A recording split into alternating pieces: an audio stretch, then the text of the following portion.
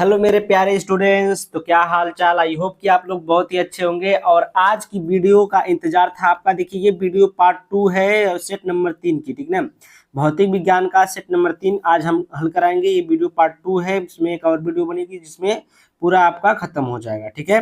तो चलिए हम लोग देर न करते हुए चलते हैं। और अगर आपको पीडीएफ चाहिए तो पीडीएफ के लिए आप लोग ये नंबर जो दिख रहा है ऊपर, देखिए ऊपर यहाँ पर नंबर जो दिख रहा है ना, ये 7460012763, इस नंबर को कांटेक्ट करिए और कांटेक्ट करके पीडीएफ खरीद लीजिए, ठीक ना। 100 रुपये में पूरे 3-3 साल का 4-4 साल का आपको पीडीएफ मिल जाएगा फिजिक्स केमिस्ट्री बायोलॉजी का, ठीक है। तो चलिए देर न करते हुए हम लोग चलते हैं। तो यहाँ पर देखिए प्रश्न नंबर 3 तक आपका क्वेश्चन जो है हो चुका था, ठीक है। प्रश्न नंबर 3, अब देखिए खंड द प्रश्न नंबर 4 है। तो यहाँ पर देखिए प्रश्न 4 का क क्या है, किसी दिए हुए क्षेत्र में I1 एवं I2 तीव्रता की दो प्रकाश तरंगे संचारित हैं, ठीक ना। I1 और I2 है, तीव्रता की दो प्रकाश तरंगे हैं जो संचारित है। क्षेत्र के प्रत्येक स्थान पर प्रकाश की तीव्रता I1 प्लस I2 है। क्या तरंगे कला संबद्ध हैं और इनमें व्यतिकरण हो रहा है? यदि दोनों तरंगे कला संबद्ध हो तो परिणामी अधिकतम तथा न्यूनतम तीव्रता का मान क्या होगा? देखिए ये जो क्वेश्चन है सबसे इजी क्वेश्चन इस सेट का मुझे यही मिला है, सबसे इजी क्वेश्चन। देखिए यहाँ पर आपको लिखना क्या है, इसमें किसी दिए हुए क्षेत्र में I1 एवं I2 तीव्रता की दो प्रकाश तरंगे संचारित है। क्षेत्र के प्रत्येक स्थान पर प्रकाश की तीव्रता I1 प्लस I2 है। क्या तरंगे कलाबद्ध संबंध है? तो यहाँ पर लिखेंगे जो आपकी तरंगे वो कलाबद्ध संबंध नहीं है, ठीक ना। तरंगे कलाबद्ध संबंध स्रोत नहीं है और इनमें व्यतिकरण नहीं हो रहा है। यहाँ पर आगे पूछा है क्या तरंगे कलाबद्ध संबंध है, तो नहीं है। और इनमें व्यतिकरण हो रहा है, नहीं हो रहा है, ठीक ना। जो आपका इनमें व्यतिकरण नहीं हो रहा है, ठीक है, नहीं। जो ये यहाँ तक का इसका क्वेश्चन नहीं है, आंसर नहीं। तरंगे कलाबद्ध संबंध स्रोत नहीं है और इनमें व्यतिकरण नहीं हो रहा है, यहाँ तक का हो गया, इसका आंसर हो गया, ठीक है। उसके बाद देखिए यहाँ पर यदि दोनों तरंगे कलाबद्ध संबंध हो तो परिणामी अधिकतम तथा न्यूनतम तीव्रता का मान क्या होगा? तो यहाँ पर न्यूनतम तीव्रता का मान निकालना है। तो देखिए यदि तरंगी कलाबद्ध संबंध हो तो इसका जो अधिकतम तीव्रता का मान होगा I मैक्स बराबर क्या होगा, I1 प्लस I2 होगा। क्या होगा, I1 प्लस I2 होगा। क्या होगा, I1 प्लस I2 होगा, ठीक ना। ये अधिकतम तीव्रता का जो I मैक्सिमम कहते हैं, I मैक्स उसको बोलते हैं, I मैक्स का मान क्या होगा, I1 प्लस I2। और देखिए अगर न्यूनतम जब निकालेंगे न्यूनतम तीव्रता का मान तो I मिनिमम होगा, I मिनिमम का क्या होगा, I1 माइनस I2 होगा। यही आपका इसका आंसर था, ठीक है। तो इतना इजी ये क्वेश्चन था कि मतलब इस सेट का सबसे इजी क्वेश्चन समझ लीजिए यही है। अब देखिए हम लोग चलते हैं प्रश्न नंबर 4 के ख पर। तो प्रश्न नंबर 4 का ख है, क्या बोल रहा है, रदरफोर्ड के अल्फा कण प्रकीर्णन प्रयोग के निष्कर्षों का उल्लेख कीजिए। 100 इलेक्ट्रॉन वोल्ट गतिज ऊर्जा को अल्फा कण किसी नाभिक यानी कि परमाणु क्रमांक जिसका 70 द्वारा प्रकीर्णित होता है, कण नाभिक के कितने निकट पहुंच सकता है? तो यहाँ पर एक ये न्यूमेरिकल से, इसमें यहाँ से यहाँ तक का जो है न्यूमेरिकल निकालना है। और यहाँ पर जो आपका रदरफोर्ड के अल्फा कण प्रकीर्णन प्रयोग के निष्कर्षों का उल्लेख करना है, तो यहाँ पर हम किए हैं। तो यहाँ पर देखिए पहला निष्कर्ष इनका ये है, नाभिक का आकार परमाणु के आकार की तुलना में बहुत कम होता है। जो नाभिक का आकार होता है, जो इसकी साइज होती है, क्या होती है, नाभिक का आकार जो होता है परमाणु के आकार के तुलना में उसमें क्या होता है, कंपैरिजन एकदम कम होता है, ठीक है। इसलिए जो अल्फा कण इस पर गिरे वो वापस लौट आए, यानी कि जो इस नाभिक पर अल्फा कण गए टकराए और ये क्या हुए, वापस आ गए, ठीक है। जैसे ही गए वैसे वापस आ गए।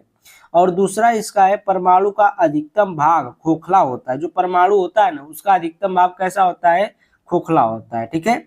इसलिए अधिकतम अल्फा कण सीधे निकल जाते हैं। इसलिए जो आपके अधिकतम जो अल्फा कण होते हैं क्या होते हैं, सीधे निकल जाते हैं। उसके बाद देखिए तीसरा पॉइंट है, कुछ अल्फा कण 90 डिग्री से भी अधिक कोण पर प्रकीर्णित होकर वापस लौट आते हैं। इससे रदरफोर्ड ने यह निष्कर्ष निकाला, ठीक ना। जो कुछ अल्फा कण होते हैं वो 90 डिग्री से भी अधिक कोण पर प्रकीर्णित होकर वापस लौट आते हैं, और जो रदरफोर्ड का यही निष्कर्ष निकला था, ठीक है। ये अब यहाँ पर देखिए क्वेश्चन पूछा है कि 100 इलेक्ट्रॉन वोल्ट गतिज ऊर्जा का अल्फा कण किसी नाभिक यानी कि जो परमाणु क्रमांक 70 है द्वारा प्रकीर्णित होता है, कण नाभिक के कितने निकट पहुंच सकता है। तो यहाँ पर देखिए क्वेश्चन में हम आंसर यहाँ पर दिया है, दिया क्या है, जो के बराबर जो गतिज ऊर्जा है काइनेटिक एनर्जी कितना दिया है 100 इलेक्ट्रॉन वोल्ट। जो ये 100 इलेक्ट्रॉन वोल्ट दिया है इसको हम जूल में कन्वर्ट करेंगे तो देखिए जो इलेक्ट्रॉन का आवेश होता है उसी से हम लोग मल्टीप्लाई करेंगे। तो यहाँ पर देखिए 100 गुणे 1.6 गुणे 10 के पावर -19 से हम लोग मल्टीप्लाई किए और ये जूल में कन्वर्ट हो गया। अब देखिए हम लोग क्या करेंगे, यहाँ पर देखिए 1.6 गुणे 10 के पावर -19 और ये जो 100 था उसको हम लोग 10 के पावर 2 में लिख लिए, ठीक ना, 10 के पावर 2 में 100 को लिख लिए। अब इसको घटा देंगे तो इसमें से तो क्या हो जाएगा 1.6 गुणे 10 के पावर -17 जूल हो जाएगा, ठीक है। जो परमाणु क्रमांक दिया है कितना दिया है, Z बराबर 70 दिया है, कितना दिया है, Z बराबर 70 दिया। अब देखिए यहाँ पर जो नाभिक के कितने निकट पहुंच सकता है, ठीक ना, जो प्रकीर्णित होता है वो नाभिक के कितने, तो ये R का मान निकालना है, किसका मान निकालना है, R, यानी कि जैसे ये गोला होता है, गोला होता है यहाँ पर नाभिक होता है तो ये त्रिज्या मतलब इसके कितने निकट पहुंच सकता है, तो R नॉट निकालना है, R नॉट का मान निकालना है। तो चलिए हम लोग नेक्स्ट पेज पर चलते हैं। तो ये आपका है के बराबर, देखिए फार्मूला क्या होता है, ये फार्मूला होता है, देखिए फार्मूला में आपको के बराबर 1 अपान, फार्मूला यहाँ पर लिखा है 1/4 pi epsilon not J E into 2 ई अपान में आर नॉट, ये फार्मूला होता है, ठीक ना। 1/4 पाई एप्सिलॉन नॉट और 2 ई आगे आ जाएगा, 2 क्या हो जाएगा, आगे आ जाएगा, 2 आगे आ गया, ई मिलकर के ई स्क्वायर हो गया, जेड हो गया, ये आर नॉट, ठीक ना, यही है। मतलब इसी को हम लोग क्या किए, थोड़ा सा मॉडिफाई कर दिए। तो यहाँ पर देखिए आर नॉट बराबर निकालना है तो आर नॉट को हम लोग को इधर लेकर जाना पड़ेगा, तो आर नॉट बराबर कर दिए, आर नॉट को इधर के इसकी जगह आ जाएगा, तो आर नॉट इधर आया, के इसकी जगह आ गया, ठीक है, बात वही है। और देखिए 1/4 पाई एप्सिलॉन नॉट का मान हम यहाँ पर लिखे हैं, कितना होता है 9 गुणे 10 की पावर 9 होता है, ठीक ना। ये आपको याद होना चाहिए कि 1/4 पाई एप्सिलॉन नॉट का मान कितना होता है, 9 गुणे 10 की पावर 9 होता है, ये होता है, ठीक है। अब यहाँ पर इसके जगह पर ये पूरे की जगह पर, इसके पूरे की जगह पर ये मान रख दिए 9 गुणे 10 की पावर 9 और 2 है तो 2 रख दिए। जेड का मान आपको उधर लिखे थे 70 तो 70। ई का मान कितना आया था, ई का मान कितना होता है इलेक्ट्रॉन का, तो 1.6 गुणे 10 की पावर -19 होता है। इसका स्क्वायर है तो इसका हम लोग स्क्वायर कर देंगे, कुछ नहीं करना है, बहुत आसान है, बस थोड़ा सा दिमाग लगाना है कि इसका मान क्या होता है। के का मान आपका होता है निकला ही वहां पर 1.6 गुणे 10 की पावर -17 ये निकला था ना, के बराबर पीछे आप करके वीडियो देख सकते हैं, ठीक ना। अभी यहाँ पर हम लोग कुछ नहीं करेंगे, इसको हल करेंगे। तो यहाँ पर देखिए 1.6 से 1.6, यहाँ पर देखिए इसका स्क्वायर करेंगे तो 1.6 गुणे 1.6 2 बार होगा और ये इसका गुणा करेंगे तो 19 गुणा के 38 होता है, माइनस है तो माइनस रहेगा, ठीक है, 10 के पावर -38 हो जाएगा। अब यहाँ पर 1.6 से 1.6 गायब हो गया, कट गया। अब देखिए यहाँ पर 10 के पावर -17 बचा। अब देखिए क्या करेंगे, कुछ नहीं करेंगे यार, हल करेंगे। अब देखिए यहाँ पर आपका इसका मल्टीप्लाई किए तो ये आ गया 1260, ठीक है, 1260 आ गया, कितना आ गया 1260। और ये देखिए 1260 आया, एक दशमलव, ये दशमलव देखिए ये 10 है, ये 10 से गुणा किए, 10 से भाग दिए तो दशमलव हटा था और ये 10 को काटेंगे तो 1 दशमलव इधर बढ़ जाएगा, ठीक है, तो दशमलव बढ़ेगा तो ये 0 हट जाएगा, ठीक है, दशमलव हट जाएगा तो 126 बचेगा, कितना बचेगा 126 बचा। ये गुणे 10 के पावर 9 हो गया और ये गुणे में ये 16 हो गया और ये गुणे 10 की पावर -38 गुणे 10 की पावर 17, ठीक है। अब देखिए ये 17 और 9 जोड़ेंगे तो 10 की पावर 26 हो जाएगा और इसका मल्टीप्लाई करेंगे तो ये 2016 हो जाएगा, कितना हो जाएगा 2016 हो जाएगा। 10 की पावर 26 गुणे 10 की पावर -38, इसको हम लोग घटाएंगे तो बचेगा 10 की पावर -12 बचेगा, कितना बचेगा 10 की पावर -12। अब हम लोग वैज्ञानिक रूप में अगर लिखना चाहते हैं तो आर नॉट का मान, इसको इधर दशमलव इधर लेकर जाएंगे तो ये 2.016, 3 अंक पर दशमलव बढ़ गया इधर तो 3 थे, ये इसमें से घट जाएगा तो 10 की पावर -9 बचेगा, ये भी मीटर में, जो आपकी त्रिज्या किस में होती है, मीटर में होती है। तो आर नॉट का मान किस में आ जाएगा, अगर हम लोग 1 जीरो इधर कर देंगे तो 20.16 गुणे 10 की पावर 10 मीटर आ जाएगा और 10 की पावर 10 मीटर का मतलब क्या होता है, एंगस्ट्राम में होता है। तो आंसर यहाँ लिखे चाहे यहाँ लिखे चाहे यहाँ लिखे, बात सही है, एक ही मतलब आपका क्वेश्चन जो है आंसर जो है सही रहेगा, ठीक है। तो आर नॉट बराबर 20.16 एंगस्ट्राम में आ जाएगा। अगर एंगस्ट्राम में लिखना चाहते हैं तो ये वाला लिख दीजिए, अगर मीटर में लिखना है तो ये वाला चाहिए, ये वाला लिख दीजिए, दोनों सही है, ठीक ना। तो क्वेश्चन उसमें आंसर भी दिया है सही, ठीक है। तो यहाँ पर चलिए हम लोग चलते हैं अगले क्वेश्चन पर। तो अगला क्वेश्चन है, स्थिर वैद्युतिकी में गाउस का प्रमेय लिखिए, किसी अनंत आवेशित प्लेट चालक के निकट विद्युत क्षेत्र की तीव्रता ज्ञात कीजिए। तो यहाँ पर हम फिगर भी बना लिए हैं, और देखिए गाउस का प्रमेय के लिए आपको सेट नंबर 2 का प्रश्न 6 देखिए, ठीक ना। ये पीडीएफ के लिए है, जो लोग पीडीएफ खरीद रहे हैं उनके लिए है, कि हमें बार बार लिखना ना पड़े, ये इसके लिए आपको मैं दिखा रहा हूँ गाउस का प्रमेय क्या है। तो यहाँ पर देखिए सेट नंबर 1 में 9वां क्वेश्चन पूछा है, सेट नंबर 2 में 6वां क्वेश्चन भी पूछा है, लेकिन 6वें में आंसर नहीं था, तो यहाँ पर 9वें में आंसर हम लोग लेकर आए, यहाँ पर है। तो देखिए गॉस की प्रमेय, किसी बंद पृष्ठ से गुजरने वाला वैद्युत फ्लक्स यानी कि फाई ई, ठीक ना, फाई ई उस पृष्ठ द्वारा परिबद्ध कुल आवेश Q का 1/ε0 गुना होता है, ठीक ना। किसी बंद पृष्ठ से गुजरने वाला वैद्युत फ्लक्स जो फाई ई होता है, उस पृष्ठ द्वारा परिबद्ध कुल आवेश जो Q का 1/ε0 गुना होता है। तो यहाँ पर देखिए फाई ई इक्वल टू हो जाएगा Q इंटू 1/ε0, ठीक ना। तो ये आपका होता है गॉस की प्रमेय। देखिए सेट नंबर 1 में भी पूछा है, सेट नंबर 2 में भी पूछा है, सेट नंबर 3 में भी पूछा है, ये 2024 में पूछा है। 2025 में जो पेपर होने वाला है ना, वो उसमें भी गॉस का प्रमेय पूछेगा। आप लोग 100% इसको तैयार करके जाइएगा, ठीक है। तो सेट नंबर 6 में देखेंगे, नहीं मिलेगा तो सेट नंबर 1 में आकर 9वां क्वेश्चन देखिएगा। तो यहाँ पर देखिए सेट नंबर 2 में तो आंसर नहीं लिखे हैं, 1 में है, ठीक ना। सेट 1 में प्रश्न नंबर 9 देखें, ठीक ना, प्रश्न नंबर 9। तो सेट 1 में प्रश्न नंबर 9 जाकर देखेंगे तो वही क्वेश्चन मिल जाएगा। तो यहाँ पर देखिए ये एक फिगर बना लिए हम लोग, ठीक ना। आवेशित प्लेट चालक, ये आवेशित प्लेट है, ये क्या है, एक प्लेट मान लीजिए, चाहे एक चादर मान लीजिए।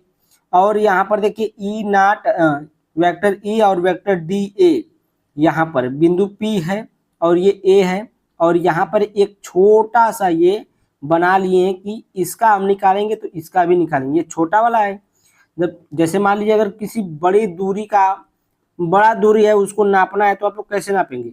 मान लीजिए बहुत बड़ी दूरी है, उसका जब इतना हिस्सा नाप लेंगे, इतना हिस्सा नाप लेंगे, तो इतना हिस्सा नापेंगे, कैसे नापेंगे, अनुमान लगा लेंगे। या फिर जैसे कोई ट्रक है, ठीक ना, ट्रक है, ट्रक का कोई आयताकार, मतलब एक बालू नापने का एक आइडिया होता है कि ट्रक पर कितना बालू है, कितना मतलब उसका मतलब कितना टाली हो सकता है। तो यहाँ पर अगर इतना अगर ट्रक है, मान लीजिए ट्रक है पूरा, ट्रक का एक हाथ का सिर्फ निकालेंगे, ऊंचाई और जो चौड़ाई होती है एक हाथ की, ठीक ना, अगर उतना निकालेंगे तो पूरा ट्रक का निकाल सकते हैं। तो उसी प्रकार से हम लोग इसका मान लें कि अगर इतने का अगर कम का निकालेंगे पहले, तो पूरे का अपने आप निकल जाएगा, ठीक है।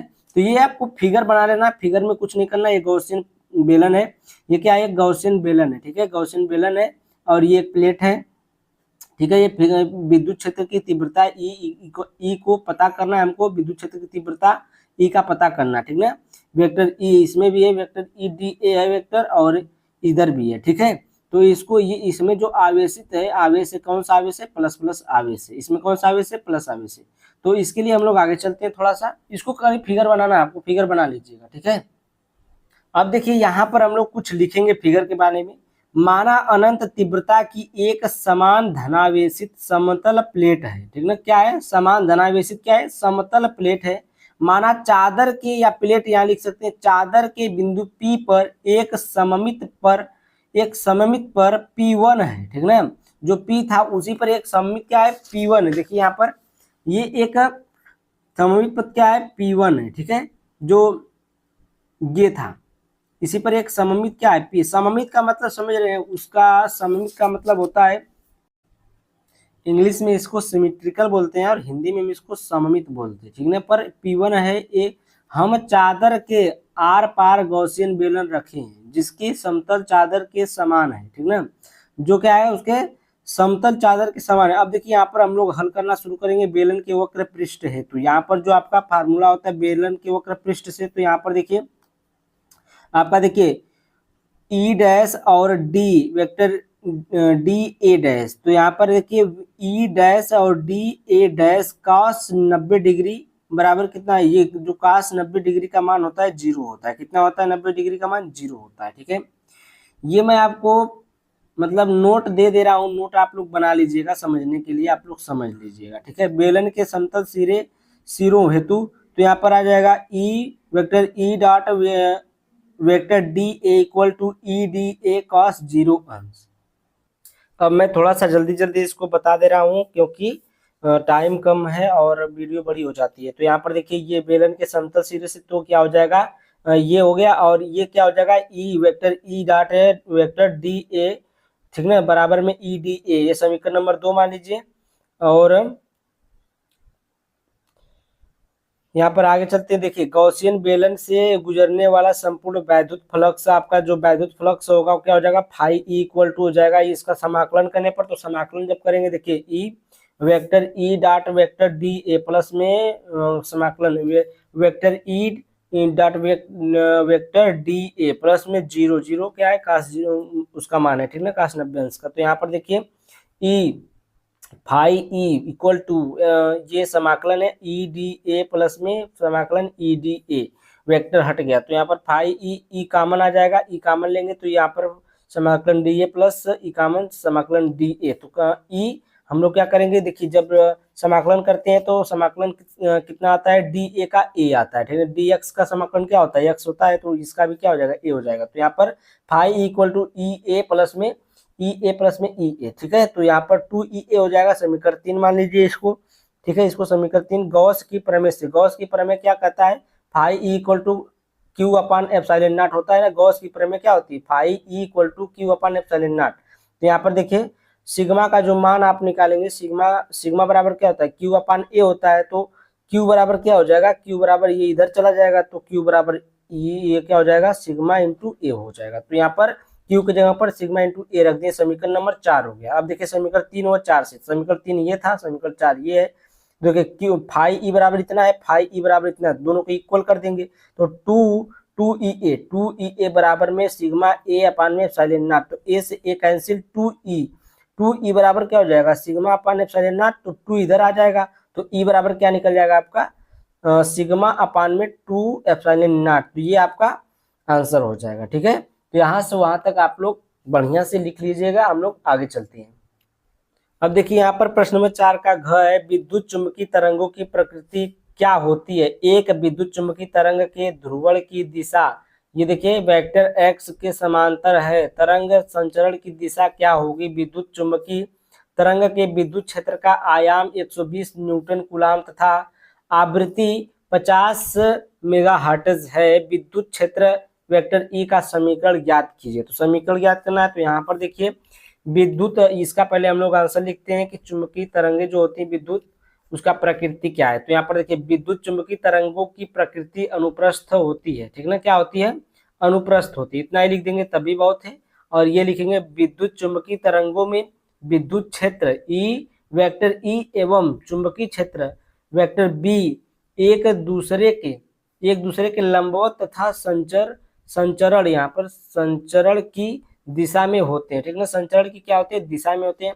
अतः तरंग संचरण की दिशा, ये देखिए वेक्टर जेड अक्ष की दिशा होगी। जो दिशा इसका पूछा है इसमें, तरंग संचरण की दिशा क्या होगी, तो क्या होगी इसकी दिशा, अतः तरंग संचरण की दिशा क्या होगी, वेक्टर जेड अक्ष की दिशा होगी, ठीक है। यहाँ तक आपको समझ में आया। तो अब देखिए यहाँ पर एक क्वेश्चन इसमें पूछा है कि विद्युत चुंबकीय तरंग के विद्युत क्षेत्र का आयाम जो है 120 न्यूटन प्रति कूलाम तथा आवृत्ति जो है 50 मेगाहर्ट्ज है। विद्युत क्षेत्र वेक्टर ई का समीकरण ज्ञात करना है। तो यहाँ पर देखिए दिया है, क्या दिया है, विद्युत क्षेत्र का आयाम दिया है। तो विद्युत क्षेत्र का आयाम ई नॉट इक्वल टू क्या होता है, 120 न्यूटन पर कूलाम दिया है। आवृत्ति जो है, आवृत्ति एफ बराबर कितना दिया है, 50 मेगाहर्ट्ज दिया है। इसको जब हम लोग हर्ट्ज में चेंज करेंगे, मेगा से हटा करके तो 10 की पावर 6 से गुणा करेंगे। जो एम का मतलब होता है मिलियन होता है, मिलियन का मतलब क्या होता है, 10 लाख। तो 10 लाख यानी कि 10 की पावर 6, ठीक है। तो 50 गुणे 10 की पावर 6 एच जेड, ये हो जाएगा हर्ट्ज। फिर कोणीय आवृत्ति ओमेगा बराबर फार्मूला होता है 2 पाई एफ होता है। 2 पाई, पाई का मान देखिए यहाँ पर रखें 3.14, तो ये 3.14 रखें, गुणे में एफ का मान आपका ये है तो 50 गुणे 10⁻6 हो जाएगा। तो ये ओमेगा बराबर क्या आ जाएगा 6.28, इसका गुणा होगा 50 गुणे 10⁻6, 6.28 गुणे 5, और इसके पावर एक और बढ़ जाएगा, 0 इसमें ले लिए तो 10⁻7 रेडियस। अब उसके बाद देखिए ये क्या हो जाएगा, इसका मल्टीप्लाई होगा तो 31.40 आ जाएगा, और ये क्या हो जाएगा गुणे 10⁻7, तो ये ओमेगा बराबर 3.14 गुणे 10⁻8 रेडियस हो जाएगा, ठीक ना, 3.14 गुणे 10⁻8 रेडियस। अब देखिए अल्फा, अल्फा करें, लैम्डा, लैम्डा बराबर C/F होता है, फार्मूला आपको पता होगा, लैम्डा बराबर C/F होता है। सी ये प्रकाश की चाल, एफ आपकी आवृत्ति है, ठीक है, कोणीय आवृत्ति। तो यहाँ पर देखिए इसका जो मान होता है 3.8 गुणे 10 गुणे 8 होता है, 3 गुणे 10⁸ होता है, बटे में क्या हो जाएगा 50 गुणे 10⁻6 हो जाएगा। उसके बाद देखिए लैम्डा बराबर क्या हो जाएगा, यहाँ पर मान लीजिए 1 0 ले लिए तो यहाँ पर 10⁻7 बचेगा, तो ये 30 हो जाएगा, और इसको काटेंगे 5 6 30 अपन 50, ठीक है, तो यहाँ 10 बचेगा, यहाँ 6 बचेगा, तो यहाँ 6 और ये 10 इसमें मिल जाएगा तो 10⁻7 हो जाएगा, तो 10⁻7 से 10⁻7 अपने घर गया, बचा क्या यम 6 बचा 6 मीटर, तो यहाँ पर लैम्डा बराबर क्या आ जाएगा 6 मीटर आ जाएगा, ठीक है। तो ये आपका क्या हो जाएगा आंसर हो जाएगा। ओके, यहाँ तक आपको समझ में आया ना, आंसर देख लीजिएगा सही होगा। ये आंसर नहीं, अभी यहाँ पर देखिए कुछ और निकालने के लिए क्या है, विद्युत क्षेत्र का समीकरण निकालना है, ठीक है। तो यहाँ पर हम लोग चलते हैं नेक्स्ट पेज पर। तो यहाँ पर क्या हो जाएगा के बराबर देखिए फार्मूला होता है 2 पाई/लैम्डा, ये क्या होता है 2 पाई/लैम्डा, लैम्डा का मान कितना आया 6 आया, उधर पीछे देख लीजिए 6 आया, लैम्डा का मान ना 6 आया है, तो 2 पाई/6 रखेंगे। तो अब देखिए क्या हो जाएगा के का मान 2 पाई/6, 2 पाई/6, तो यहाँ पर देखिए ई बराबर क्या होता है, विद्युत क्षेत्र का जो समीकरण होता है क्या होता है, ई बराबर ई नॉट साइन के एक्स माइनस ओमेगा टी होता है, क्या होता है के एक्स माइनस ओमेगा टी।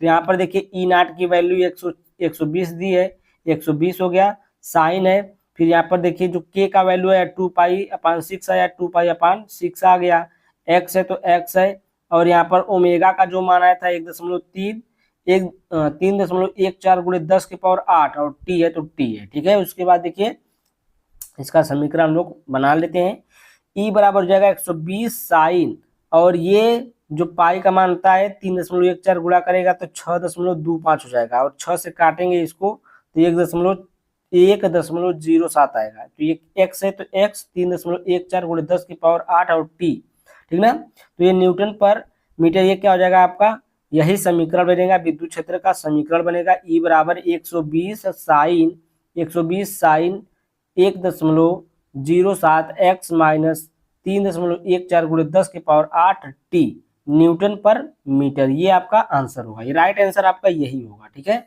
वो वाला आपका आंसर नहीं था, वो लैम्डा का मान निकालना था। यहाँ पर देखिए प्रश्न नंबर 4 का अंगा वाला है, कह रहा है प्रकाश विद्युत धारा तथा प्रकाशित इलेक्ट्रॉनों की ऊर्जा की आपतित प्रकाश की तीव्रता तथा आवृत्ति पर निर्भरता समझाइए। तो यहाँ पर देखिए यदि आपतित प्रकाश की तीव्रता नियत रहती है परंतु आवृत्ति बदलती है तो प्रकाश विद्युत धारा ये एक ही में प्रकाश विद्युत धारा, ठीक है, प्रकाश विद्युत धारा नियत रहेगी परंतु उत्सर्जित इलेक्ट्रॉनों की अधिकतम गतिज ऊर्जा आवृत्ति के बढ़ने के साथ बढ़ेगी।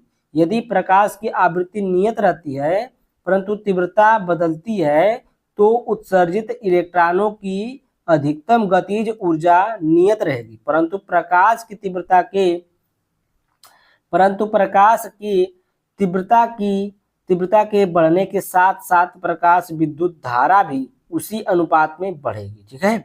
जो आपकी ये उत्सर्जित इलेक्ट्रॉनों की अधिकतम गतिज ऊर्जा नियत रहेगी परंतु जब प्रकाश तीव्रता के साथ बढ़ेगा तो उसके साथ साथ जो प्रकाश की विद्युत धारा होगी वो भी उसी के अनुपात में क्या होगी बढ़ेगी, ठीक है। तो ये आपको नोट कर लेना है। उसके बाद देखिए प्रश्न नंबर 5 का क है, तो चालक के प्रतिरोध पर ताप के प्रभाव की गुणात्मक व्याख्या कीजिए, दिए गए परिपथ में धारा का मान ज्ञात कीजिए, परिपथ में धारा का अधिकतम मान क्या होगा ये आपको बताना है। तो यहाँ पर देखिए हम लोग चलते हैं, ये देखिए आपका ये फिगर है, ठीक ना, जो उसमें भी दिया है फिगर आपके आंसर पेपर में दिया है। अब देखिए ये आपका उत्तर है जो पूछा था उसमें, जब किसी चालक का ताप बढ़ाया जाता है तो चालक प्रतिरोध बढ़ जाता है। क्या होता है, जो चालक प्रतिरोध होता है उसका बढ़ जाता है, ठीक है। आर बराबर फार्मूला होता है ml/n² जे ताऊ ए, जे नहीं ताऊ ए, ताऊ इंटू ए का मान क्रमशः बढ़ता तथा घटता है। तो जो ये ताऊ है इसका मान क्या होता है, बढ़ता घटता है।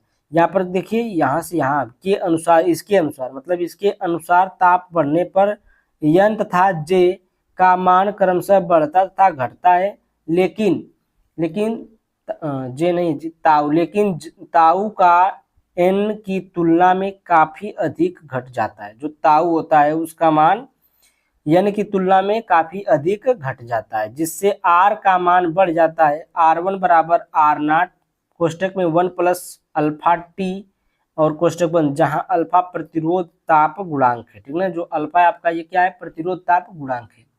अब देखिए इसमें ये आपका फिगर है यहाँ पर देखिए फिगर है, और फिगर में क्या बताना, तो यहाँ पर कहा है कि दिए गए परिपथ में धारा का मान ज्ञात कीजिए, परिपथ में धारा का अधिकतम मान क्या होगा, तो ये आपको बताना है। तो यहाँ पर तो हम लोग यहाँ पर चलते हैं इस पर।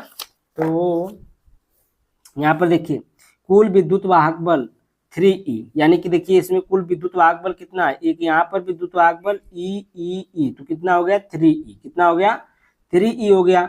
तो यहाँ पर हम क्या लिखेंगे, कुल विद्युत वाहक बल 3E। कुल प्रतिरोध कितना है, देखिए कुल प्रतिरोध आपका एक R 2R और एक R, तो कैपिटल एक यहाँ पर है कैपिटल R, ठीक है। तो 2R यानी कि प्लस 3R, यानी कि 2R प्लस कैपिटल R। तो यहाँ पर देखिए परिपथ में धारा का मान बराबर फार्मूला होता है, देखिए ये I बराबर V/R से, तो कुल विद्युत वाहक बल बटे में कुल प्रतिरोध, ठीक ना। तो ये परिपथ में धारा का मान कुल विद्युत वाहक बल बटे में कुल प्रतिरोध, यही होगा। अब देखिए धारा बराबर क्या हो जाएगा 3E, जो कुल विद्युत वाहक बल है, और कुल प्रतिरोध 2R प्लस में R, ठीक है। यहाँ पर भी आंसर हो सकता है, लेकिन जो R है ये वाला कैपिटल R जो है स्मॉल r से बहुत बड़ा है, तो ये क्या हो जाएगा, ये is greater than small r, ठीक है। Capital R is greater than small r। तो ये जो कैपिटल R स्मॉल r से बहुत ज्यादा बड़ा है, तो ये क्या हो जाएगा, अधिकतम धारा क्या होगी 3E/R होगी, क्या हो जाएगी 3E/R हो जाएगी, ठीक है। तो यहाँ तक आपको इसको नोट कर लेना है, बहुत ज्यादा ये कठिन नहीं था, बहुत ही आसान था। अब देखिए यहाँ पर आते हैं प्रश्न नंबर 5 का ख है। 5 का क आपका ये था, 5 का क हो गया, प्रश्न नंबर 5 का ख है। देखिए किसी धारा अवयव के कारण उत्पन्न चुंबकीय क्षेत्र के लिए बायो सावर्ट का नियम लिखिए। धारा अवयव डेल्टा एक्स आई कैफ मूल बिंदु पर स्थित है। अवयव में 10 एम्पियर की धारा प्रवाहित है। अवयव के कारण लैम्डा कर वाई अक्ष पर 0.5 मीटर दूर किसी बिंदु पर चुंबकीय क्षेत्र का परिमाण क्या होगा। दिया गया है कि लैम्डा एक्स 1 सेंटीमीटर।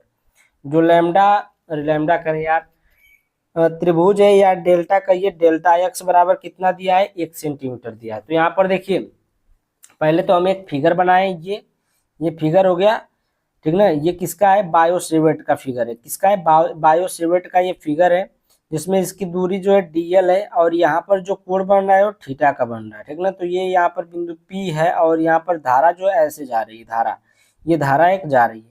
अब देखिए यहाँ पर हम लिखे हैं धारा, इसके बारे में, किसी चालक में धारा प्रवाहित हो रही है तो उसमें तो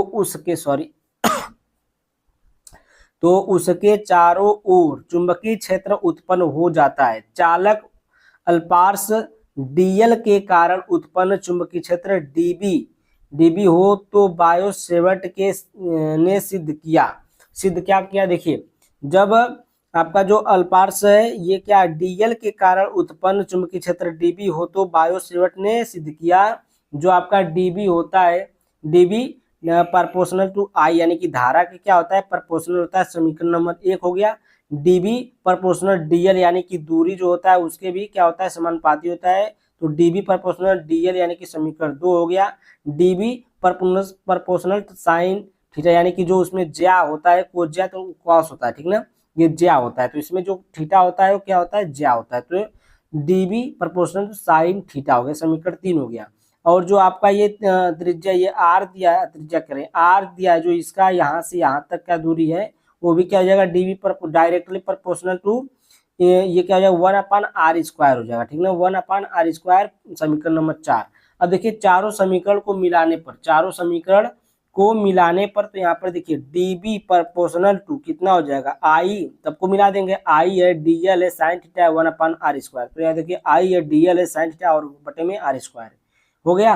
अब देखिए dB बराबर क्या होता है, ये आपका μ0/4 पाई, μ0/4 पाई, जब ये प्रोपोर्शनल का चिन्ह हटेगा समानुपाती का तो ये आएगा 4 पाई, μ0/4 पाई, ठीक है, आई dl sin थीटा अपन r²।